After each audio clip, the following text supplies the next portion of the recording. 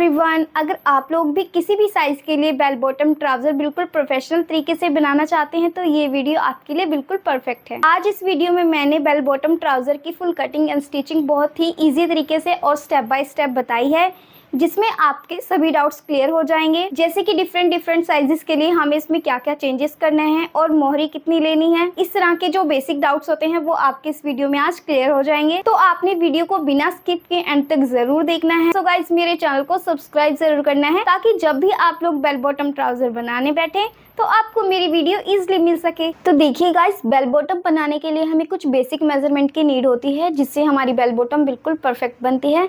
तो चलिए मैं आपको बताती हूँ कि हमें कौन कौन से मेजरमेंट लेने हैं। तो देखिए, सबसे पहले हमने बेल बॉटम की लेंथ मेजर करनी है। तो आपने क्या करना है, जहाँ से इंची टेप 1 2 3 काउंटिंग स्टार्ट होती है ना, वो चीज़ आपने नीचे रखनी है। ठीक है, इस तरह से इसको नीचे रख देंगे और आपने लेंथ किस तरह से लेनी है, देखिए जहाँ पर भी आप अपनी ट्राउज़र पैंट वगैरह बांधते हैं ना, वहाँ पर आपने इंची टेप को रखना है और उसके बाद इंची टेप को नीचे तक छोड़ते जाना है। देखिए, आपने यहाँ पर एक चीज़ ध्यान रखनी है कि जो भी हम पहले ट्राउज़र वगैरह बनाते थे, ठीक है, ट्राउज़र पैंट वगैरह, तो उसकी लेंथ हमारी एंकल लेंथ तक होती थी। ठीक है, एंकल लेंथ या उससे थोड़ा ऊपर, बट जो बेल बॉटम होती है उसमें हमारी एंकल लेंथ फुल कवर हुई होती है। ठीक है, तो आपने ध्यान से देखना है कि हमने नीचे तक लेकर जाना है। यहाँ पर देखिए, मैं यहाँ पर बांधती हूँ तो इस तरह से आपको दिख रहा होगा, थोड़ा इस तरह से आपने लेंथ लेनी है। ठीक है, तो जितने आपकी ऐसे इंची टेप को रखने पर आपकी एंकल लेंथ कवर होने पर जहाँ पर भी आपकी लेंथ आ रही है आपने उसको नोट डाउन करना है। ठीक है, तो मेरी यहाँ पर ये लेंथ 37 इंचेस पर आ रही है,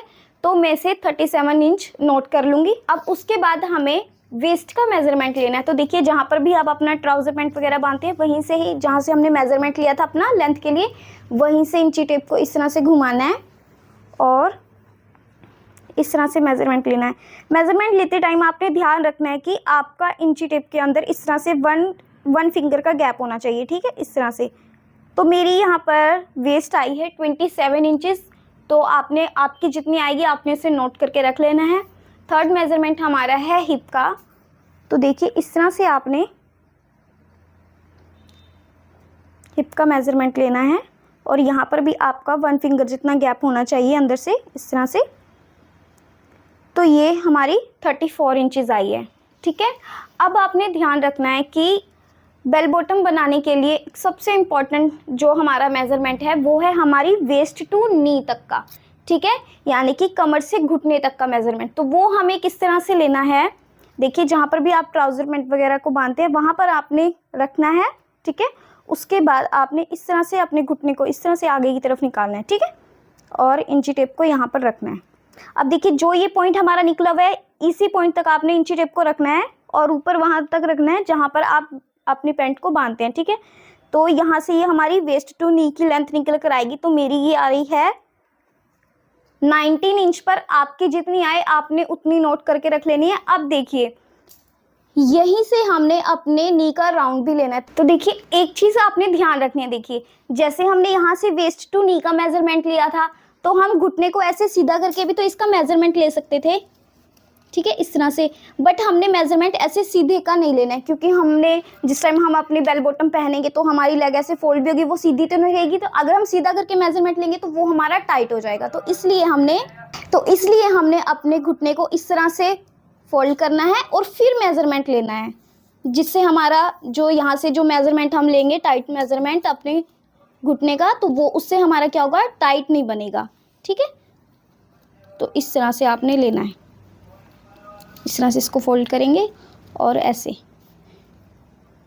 देखिए, यहाँ पर आपने वही करना है कि 1 फिंगर जितना आपने मार्जिन अंदर रखना है। ठीक है, लूजिंग रखनी है इसमें, जिससे आपकी 1 फिंगर अंदर आ जाए मेजरमेंट लेते हुए। ठीक है, तो देखिए, अब हमारा बॉटम यानी कि मोहरी का मेजरमेंट रहता है। ठीक है, तो वो जब मैं फैब्रिक पर मार्किंग करूंगी उस टाइम आपको क्लियर करूंगी कि हमें नॉर्मल, मीडियम और हैवी साइज में कितना मोहरी लेनी है। ठीक है, कितनी इंच की मोहरी लेनी है, तो वो जिस टाइम मार्किंग करेंगे तो साथ के साथ आपको अच्छे से क्लियर हो। तो देखिए, बेल बॉटम बनाने के लिए यहाँ पर मैंने 2 मीटर शिमर फैब्रिक ले लिया है, जो हमारा मेन फैब्रिक है। उसके बाद मैंने इसमें 2.25 मीटर का लाइनिंग के लिए फैब्रिक लिया है।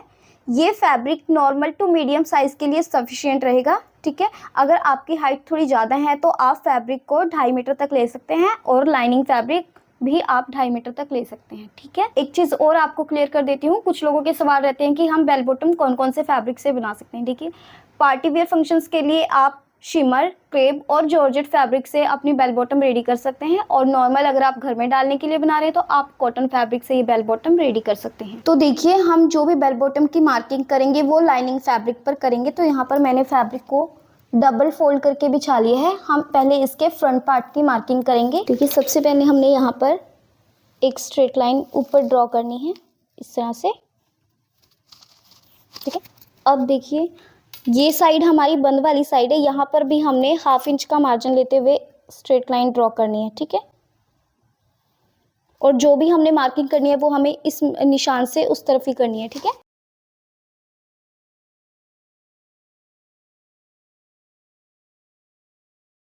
सबसे पहले हम क्या करेंगे, यहाँ पर ये मैं फुली इलास्टिक वाला बेल बॉटम बनाऊंगी। ठीक है, तो यहाँ पर सबसे पहले हमने इलास्टिक के लिए 2 इंच पे मार्क कर देना है इस तरह से।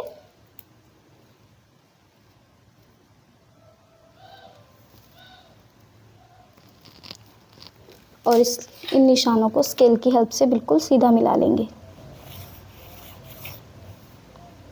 इस तरह से। अब जो भी मार्किंग होगी इस निशान से इस साइड और इस निशान से नीचे। ठीक है, अब इस निशान से ही हमने इसकी लेंथ लेनी है। तो मेरी जो बेल बॉटम की लेंथ थी वो थी 37 इंचेस। तो मैंने यहाँ पर इंच टेप को रखना है। ठीक है, और नीचे यहाँ पर 37 इंच पे मार्क कर देना है। ठीक है, इसको थोड़ा फैब्रिक ऊपर कर लेती हूँ, शायद आपको ये अच्छे से क्लियर नहीं हो रहा होगा। ठीक है, फैब्रिक, अब देखिए, इस निशान को नीचे तक यहाँ पर इस तरह से मिलाएंगे, और इस निशान को भी हम इस तरह से, जहाँ पर हमने 37 इंच पे मार्क किया था, इसको इस तरह से स्ट्रेट लाइन ड्रॉ करेंगे यहाँ पर भी ऐसे। अब देखिए, यहाँ पर नीचे भी हमने अपनी बॉटम फोल्डिंग के लिए, वो आपके ऊपर डिपेंड करता है कि आपने कितना इंच लेना है। आप यहाँ पर फोल्डिंग के लिए, बॉटम फोल्डिंग के लिए 1.5 इंच और 2 इंच जितना आपको रखना है आप उतना रख सकते हैं। तो मैं यहाँ पर 2 इंच पे मार्क करूँगी। 2 इंच मैं यहाँ पर बॉटम फोल्डिंग के लिए रख रही हूँ। तो देखिए, जो मैंने यहाँ पर 2 इंच पे मार्क किया था बॉटम फोल्डिंग के लिए, उसको इस तरह से सीधा मिलाएंगे इस तरह से। अब हम इस फैब्रिक को कट करके अलग कर लेंगे। तो देखिए, अब हम यहाँ पर मार्किंग शुरू करते हैं। अब हमने यहाँ पर अपना हिप मेजरमेंट लेना है। ठीक है, तो मेरा जो हिप है वो है 34, उसको डिवाइड करेंगे 4 से, तो आएगा 8.5, प्लस कर देंगे हम उसमें 2 इंच। ठीक है, तो मेरा यहाँ पर 10.5 इंचज़ आया।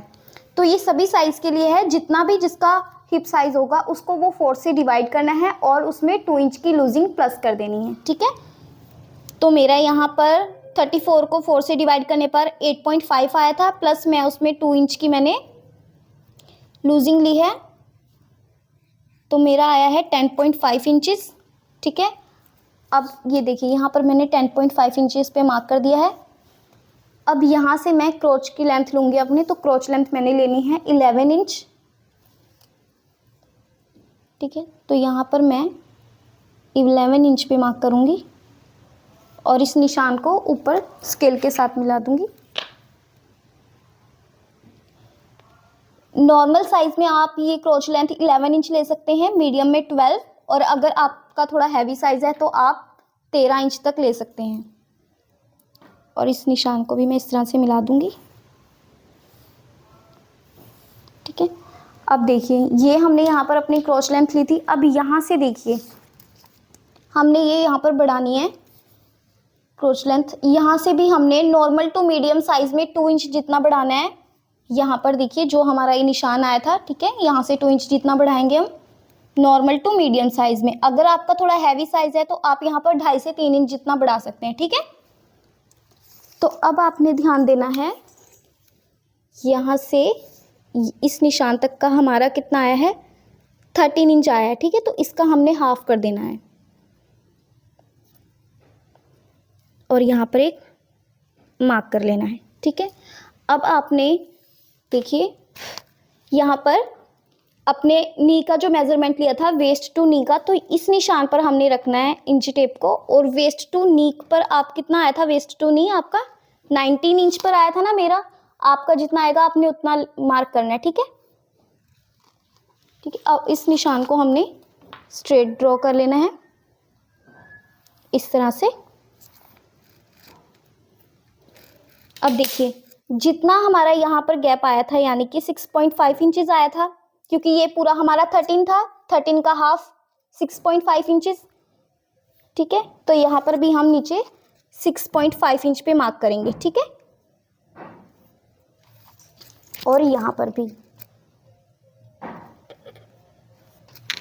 एक चीज ध्यान रखनी है, मतलब सबके हिप साइज के अकॉर्डिंग यहाँ पर सबका मेजरमेंट अलग आएगा। तो आपका जितना आएगा आपने उसका हाफ करना है। ठीक है, तो हाफ करने पर जितने पर भी आपके ये मार्क लगेंगे आपने उतने पर ही मार्क लगाने। ठीक है, अब मैं स्केल की हेल्प से इन मार्क को सीधा करके मिला लूंगी। तो देखिए अब इन जो हमने ये मेजरमेंट 6.5 इंचेस पे जो मार्क किए थे, ठीक है, इनको हम इस तरह से मिला लेंगे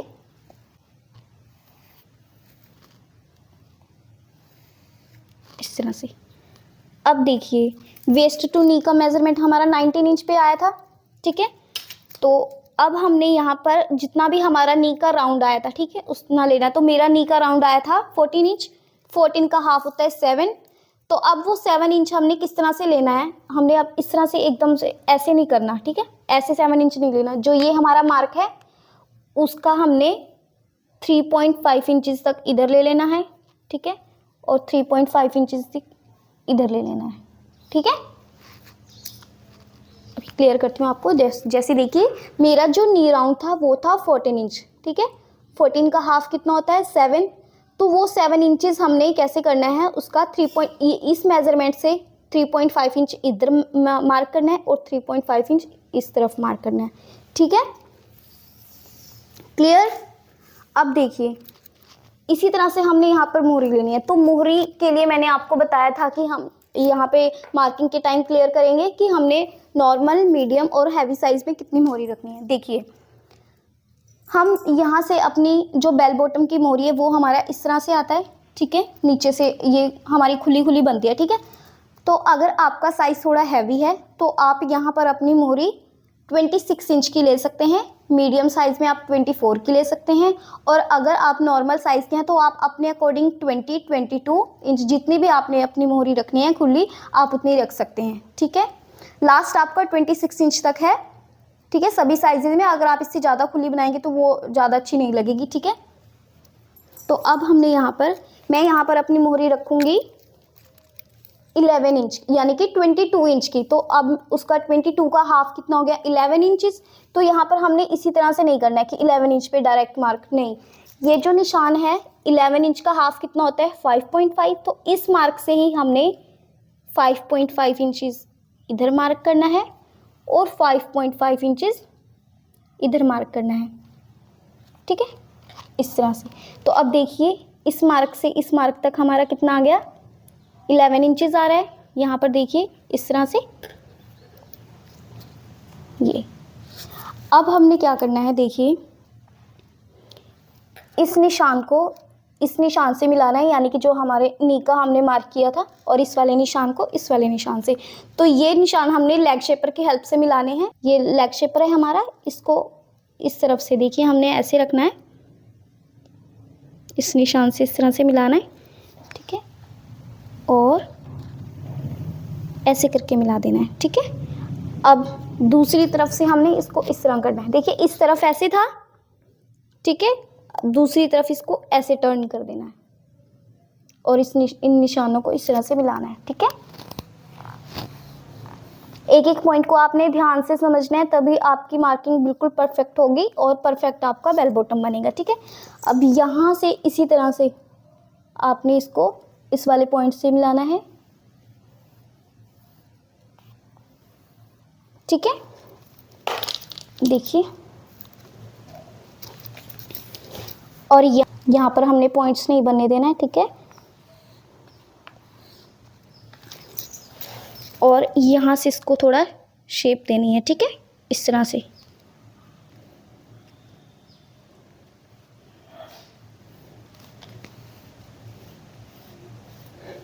इस तरह से। अब देखिए जहाँ पर भी हमारे थोड़े पॉइंट्स बन रहे हैं उसको हम यहाँ पर अपने फ्री हैंड के साथ इस तरह से शेप देंगे, कर्व शेप, ठीक है, इस तरह से देखिए। और यहाँ से हमने अपने क्रोच को शेप देनी है इस तरह से, ठीक है, ये देखिए। तो ये हमारे फ्रंट पार्ट की मार्किंग हो चुकी है इस तरह से।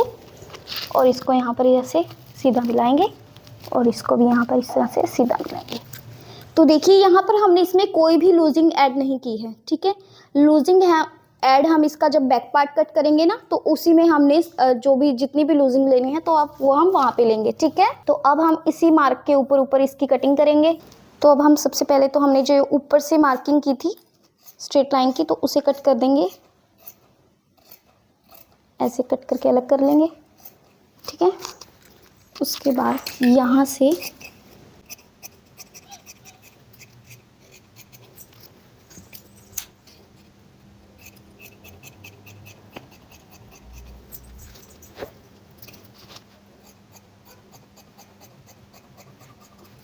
देखिए इस तरह से करेंगे।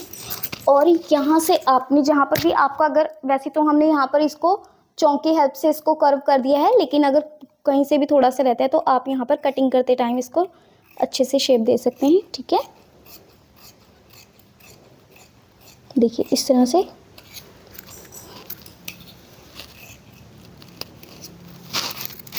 थोड़ा ध्यान से कटिंग करना होता है, फैब्रिक थोड़ा सा फिसल जाता है। तो यहाँ से इस तरह से राउंड शेप देंगे।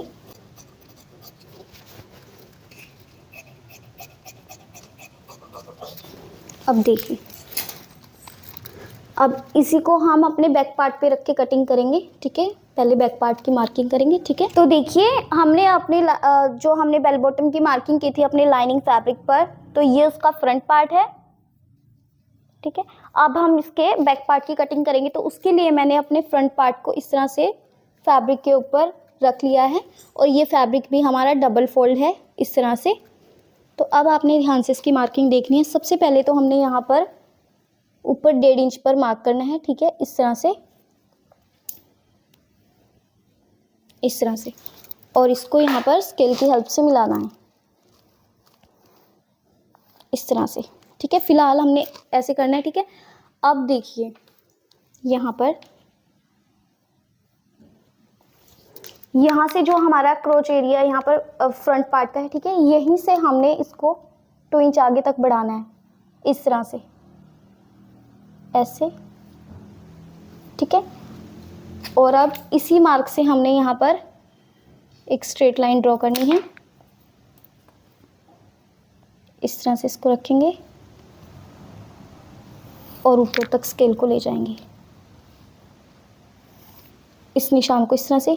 अब देखिए यहाँ से भी हमारा 2 इंच का आगे तक बढ़ गया, ठीक है। अब क्या करना है, यहाँ से जो हमने ये निशान है इसको हमने यहाँ पर इस तरह से मिला देना है। इसके इस कॉर्नर से पिछला जो हिस्सा होता है वो थोड़ा सा उभरा हुआ होता है, ठीक है। तो इसलिए हम यहाँ पर मैंने 1.5 इंच तक बढ़ाया है, ताकि जब हम बैठें तो वो हमारा फैब्रिक बैठने के साथ साथ नीचे की तरफ ना खींचे, ठीक है। तो उसके लिए हमने यहाँ पर ये 1.5 इंच एक्स्ट्रा लिया है। तो ये सभी साइजेस के लिए बिल्कुल फिक्स रहेगा, ठीक है।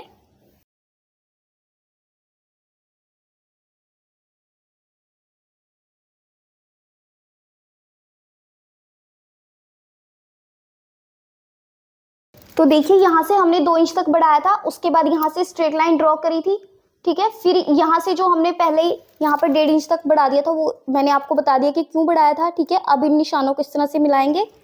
अब देखिए यहाँ पर हमें ये बैक पार्ट का क्रोच मिल गया है, ठीक है। तो इसको यहाँ से शेप दे देंगे इस तरह से, ऐसे। अब देखिए यहाँ पर हमने बैक में कोई भी लूजिंग नहीं देनी है, ठीक है। यहाँ पर हम 2 इंच पे मार्क करेंगे, देखिए यहाँ पर फ्रंट साइड से ऐसे, ठीक है।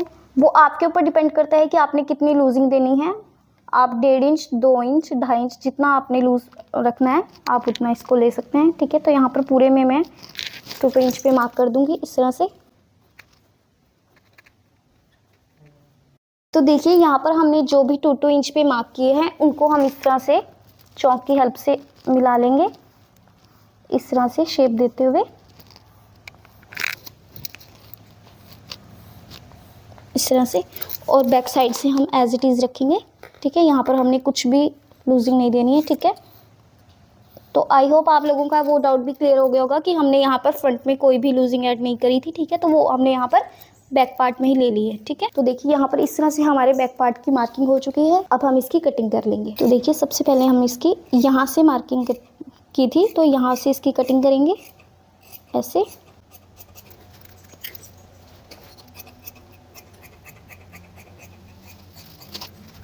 अब इस मार्किंग के ऊपर कटिंग कर देंगे ऐसे।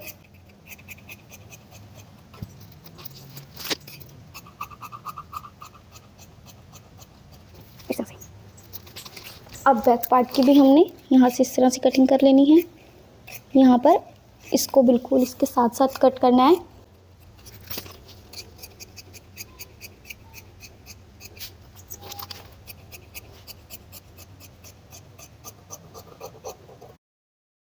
देखिए यहाँ पर मैंने मेन फैब्रिक को भी इस तरह से डबल फोल्ड करके रख लिया है, ठीक है। अब इसके ऊपर मैं यहाँ पर सबसे पहले फ्रंट पार्ट को रखूँगी ऐसे, ऊपर से इसको मिलाते हुए रखना है। इस तरह से इसको यहाँ पर मैं सेट करूँगी और पिन अप कर लूँगी, ठीक है, जिससे हमें ये कटिंग करने में बहुत इजी रहे, ठीक है। तो देखिए यहाँ पर मैंने लाइनिंग के फ्रंट पार्ट को रखकर मेन फैब्रिक के ऊपर अच्छे से पिन अप कर लिया है। अब मैं इसकी कटिंग कर लूँगी।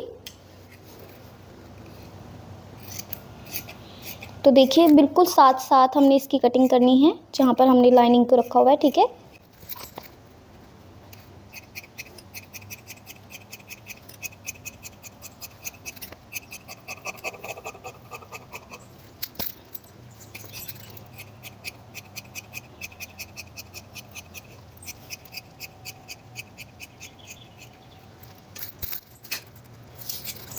और ऊपर से भी ये जो एक्स्ट्रा है इसको यहाँ पर कट कर लेंगे ऐसे, और यहाँ से भी इसी कटिंग करेंगे।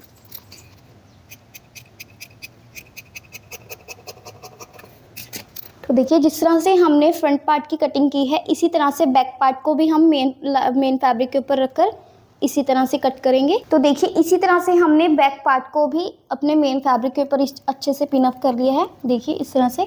अब इसकी भी हम कटिंग कर देंगे। तो देखिए यहाँ पर हम बैक पार्ट की भी कटिंग कर लेते हैं और कटिंग करने के बाद मैं आपको दोनों पार्ट्स दिखाऊंगी। तो देखिए यहाँ पर हमारे फ्रंट और बैक पार्ट की दोनों की कटिंग हो चुकी है। देखिए ये ऊपर हमने लाइनिंग है और नीचे इसका मेन फैब्रिक है, इसी तरह से ये इसका लाइनिंग फैब्रिक है और नीचे ये इसका मेन फैब्रिक है। तो अब हम दोनों पार्ट्स को ज्वाइंट करेंगे आपस में, लाइनिंग को मेन फैब्रिक के साथ। तो इसके हमारे पास दो तरीके हैं, या तो आप इसके यानी कि लाइनिंग फैब्रिक को मेन फैब्रिक के ऊपर रखकर सिलाई कर लें, या तो फिर आप आजकल फैब्रिक ग्लू बहुत ज़्यादा ट्रेंड में है, तो उसे आप यहाँ पर लाइनिंग के ऊपर चिपकाकर इसको मेन फैब्रिक के ऊपर पेस्ट कर सकते हैं ऐसे ऐसे डैप डैप करके। तो मैं आपको ग्लू के साथ पेस्ट करना आज सिखाऊंगी। तो देखिए आज मैं लाइनिंग फैब्रिक को मेन फैब्रिक पर ग्लू के साथ पेस्ट कर आपको दिखाऊंगी। तो उसके लिए यहाँ पर मैंने सबसे पहले फ्रंट पार्ट को ले लिया है अपने बेल बॉटम के, ठीक है, और मैंने इसकी पिन्स निकाल ली थी। तो पहले हम इसके लाइनिंग फैब्रिक को अलग कर देंगे, ठीक है। और देखिए यहाँ पर मैंने इसकी जो रॉन्ग साइड है फैब्रिक पर, आपने भी इसी तरह से करना है, जो रॉन्ग साइड है उसकी तरफ हमने इस तरह से मार्क कर लेना है, ठीक है। और यहाँ पर भी इस तरह से मार्क कर लेना है, ये मैंने पहले कर लिए थे, ठीक है। तो आपने भी इस तरह से इसकी मार्किंग करनी है, ठीक है, रॉन्ग साइड की। अब हम क्या करेंगे, देखिए इस तरह से मेन फैब्रिक को ऐसे रखेंगे, जो मार्क किया हुआ है ना इससे ऐसे पहचान रहेगी, ठीक है। जहाँ पर हमने चौक के साथ निशान लगाए हैं वो हमारी रॉन्ग साइड रहेगी, ठीक है। इससे हमारे फैब्रिक की भी पहचान रहेगी कि कौन सी उल्टी साइड और कौन सी सीधी। तो देखिए ये मार्क वाली ऐसे आमने सामने रखना है इनको, ठीक है, क्लियर। उसके बाद देखिए इसी तरह से लाइनिंग फैब्रिक को लेना, देखिए अब लाइनिंग को ओपन करेंगे इस तरह से, ठीक है। लाइनिंग फैब्रिक को ओपन करने के बाद इसको देखिए इसके ऊपर रखेंगे यहाँ पर इस तरह से, बिल्कुल अच्छे से मिलाकर रखना है। यहाँ पर अच्छे से मिलाना है इसको। अभी मैं इस पर इसको ऐसे ही रख देती हूँ, फिर पिन अप करेंगे अच्छे से, ठीक है। तो देखिए फ्रंट के दूसरे पार्ट पर भी मैंने इसी तरह से लाइनिंग को अच्छे से रख लिया है और इसके अच्छे से सेटिंग करेंगे यहाँ पर। ताकि ये बिल्कुल इक्वल आ जाए। ठीक, अब हम इसको पिनअप, तो देखिए यहाँ पर मैंने फ्रंट के दोनों पार्ट्स के ऊपर ऐसे लाइनिंग को अच्छे से सेट करके इसे पिनअप कर लिया है। ठीक है, तो अब देखिए ये फैब्रिक ग्लू है। ठीक है, ये आपको ईजिली, जिससे लेस वगैरह आप परचेज़ करते हैं उससे आपको ईजिली मिल जाएगी। तो आपने इस तरह से देखिए यहाँ पर ऐसे इसको लगाना है और ऐसे ऐसे पेस्ट कर देना है। ठीक है, इसी तरह से यहाँ पर हमने लगाना है। ठीक है, अच्छे से बिल्कुल किनारे किनारे पर लगाना है और इसको इस पर अच्छे से पेस्ट कर देना है। ठीक है, पेस्ट करने के बाद आपको ये 5 मिनट तक इसे बिल्कुल अच्छे से सुखा लेना है। ठीक है, ऐसा करने से ना आपको इन दोनों में सिलाई लगाने की नीड नहीं होती। ठीक है, आपका वो टाइम बच जाता है। तो ये जो आजकल हमारे फैब्रिक चले हुए हैं ना, बर्बरी सिल्क वगैरह, तो उन पर ये पेस्ट करके बहुत ईजी रहता है। ठीक है, सिलाई करते हुए तो वो फैब्रिक फिसलता है, लेकिन ग्लू के साथ ये ईजिली पेस्ट हो जाता है। ठीक है, अब यहाँ पर अच्छे से किनारे किनारे पर लगानी है।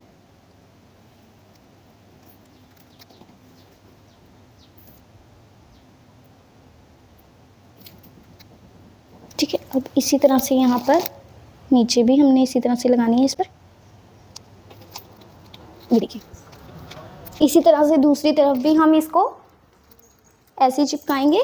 तो देखिए इसी तरह से सारे में मैं इस फैब्रिक ग्लू को लगाकर अच्छे से पेस्ट कर लूँगी। और इसी तरह से हमारे जो बैक के पार्ट्स हैं आपने उनको भी ऐसे ही रखना है जैसे हमने ये फ्रंट के पार्ट्स को रखा था।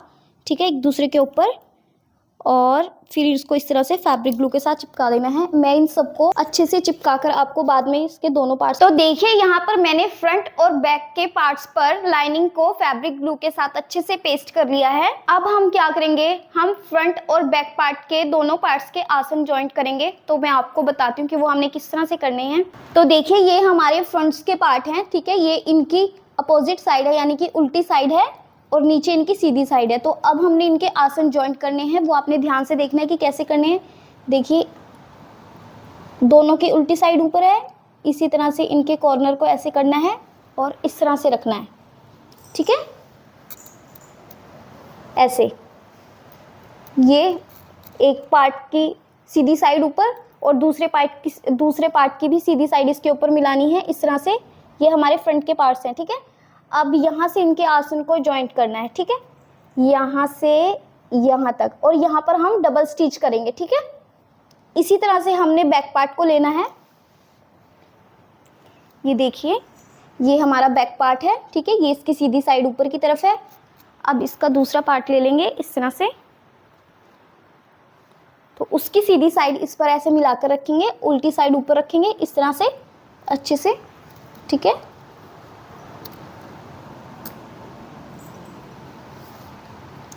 तो यहाँ पे भी आपने सेम इसी तरह से करना है। यहाँ पर इस तरह से यहाँ तक सिलाई लगानी है और ये भी हमने यहाँ पर डबल स्टिच करनी है। ठीक है, तो पहले हम इन दोनों पार्ट्स के आसन को जॉइंट कर लेते हैं, मैं फिर आपको आगे का प्रोसीजर बताती हूँ। तो देखिए यहाँ पर मैंने अपने फ्रंट पार्ट के आसन को जॉइंट कर लिया है। देखिए इस तरह से, और ये इसका बैक पार्ट है, इसके भी आसन को जॉइंट कर लिया है। अब मैं इसको ओपन करके आपको दिखाती हूँ। ये देखिए ये हमारा फ्रंट पार्ट है। ठीक है, और ये हमारा, ये देखिए ये हमारा बैक पार्ट है।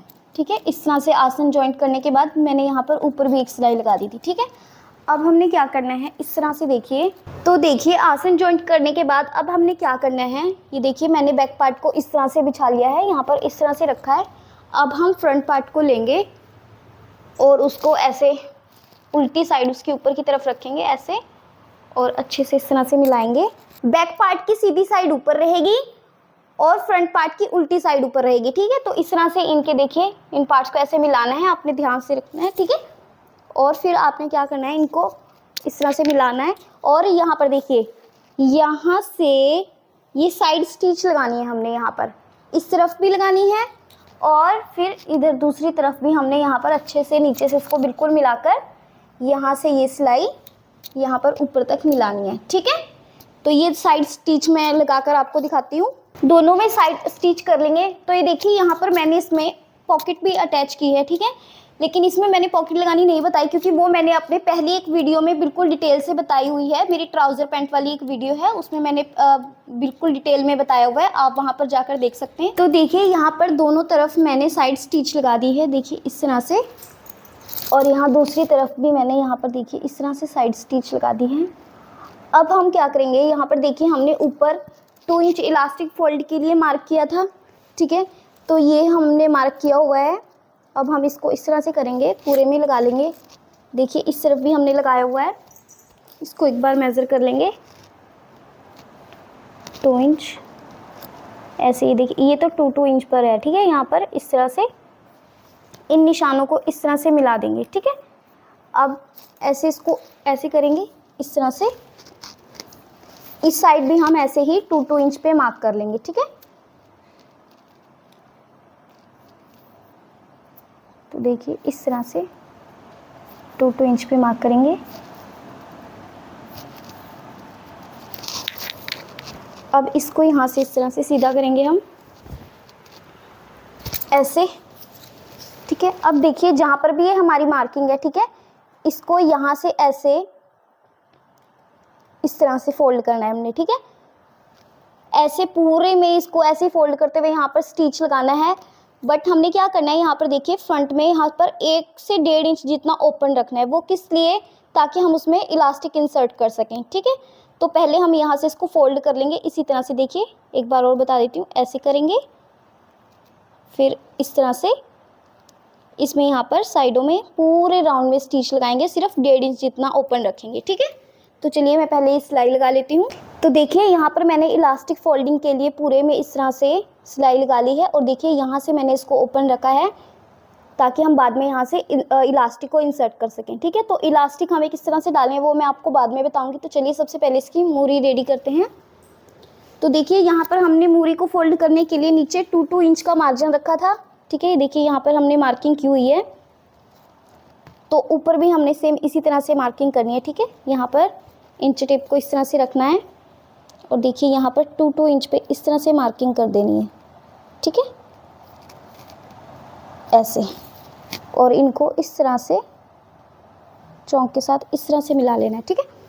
और इसी तरह से दूसरी तरफ भी हमने 2 इंच पे ऐसे मार्किंग करनी है,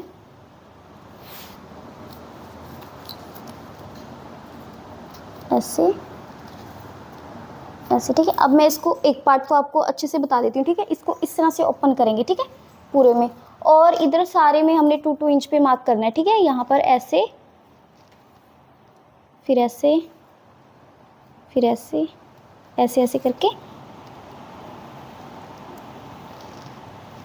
ये देखिए इस तरह से ये हमने बिल्कुल स्ट्रेट लाइन ड्रॉ कर देनी है, ठीक है, ये 2 इंच पर। अब हमने क्या करना है, देखिए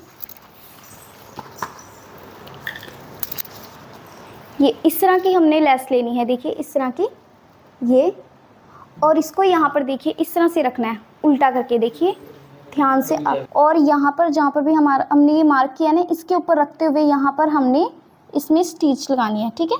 पूरे में इसी तरह से स्टिच लगा लेनी है।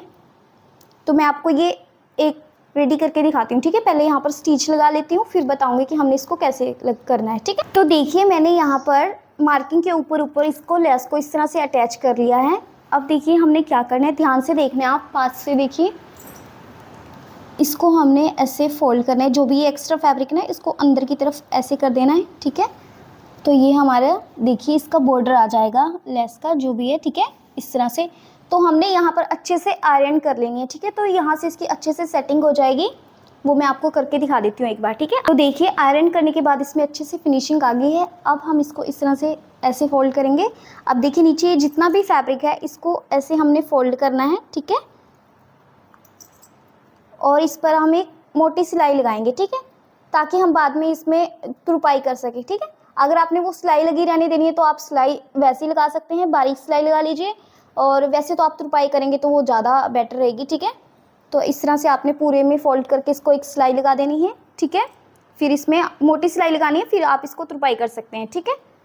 और उसके बाद आपने क्या करना है, यहाँ पर देखिए जहाँ पर आपने ये फोल्ड किया ना, इसके बिल्कुल किनारे किनारे पर आपने एक दबी सिलाई लगानी है, ठीक है, बिल्कुल पास पास में, ठीक है।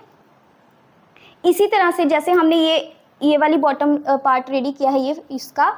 इसी तरह से आपने दूसरे पार्ट में ऐसे ही लेस को अटैच करना है, ठीक है, मार्क 2 इंच पे मार्क करके, और फिर इसको इसी तरह से फोल्ड करके आयरन करके रेडी कर लेना है और फिर नीचे से फोल्ड कर लेना है, ठीक है। जैसे मैंने आपको ये समझाया है इसी तरह से आपने इसका दूसरा पार्ट रेडी करना है। तो देखिए मैंने इसकी दोनों की मोहरी को रेडी कर लिया है। देखिए इस तरह से ये फ्रंट है और ये दूसरा पार्ट है हमारा, ये पहला है और ये दूसरे, यानी कि देखिए इस तरह से, इस तरफ से भी, और ये देखिए दूसरी भी इसी तरह से हमने रेडी कर दी है, ठीक है। और नीचे भी मैंने इसको ग्लू के साथ पेस्ट कर लिया, ठीक है। बाद में हम इस पर यहाँ पर तुरपाई कर लेंगे पूरे में। अब हम इसको उल्टा करेंगे ऐसे, देखिए इस तरह से, और ऐसे रख देंगे।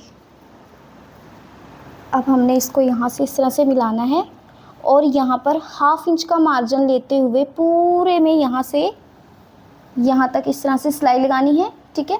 फिर दूसरी तरफ भी हमने यहाँ पर इसी तरह से 1/2 इंच का मार्जिन लेते हुए यहाँ पर 1/2 इंच के मार्जिन लेते हुए यहाँ पूरे में सिलाई लगानी है यहाँ तक, ठीक है। तो ये पूरी सिलाई हमने डबल स्टिच करनी है, ठीक है। तो चलिए मैं यहाँ पर ये फिटिंग की सिलाई लगा लेती हूँ। तो देखिए फिटिंग की सिलाई लगाने के बाद अब हम इसमें इलास्टिक को इंसर्ट करेंगे।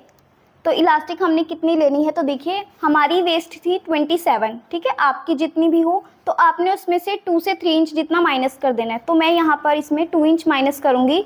27 कमर थी तो मैं उसमें से 2 इंच माइनस करूँगी तो मेरा 25 आएगा। तो मैं 25 इंच की इलास्टिक कट कर लूँगी, ठीक है, इस तरह से।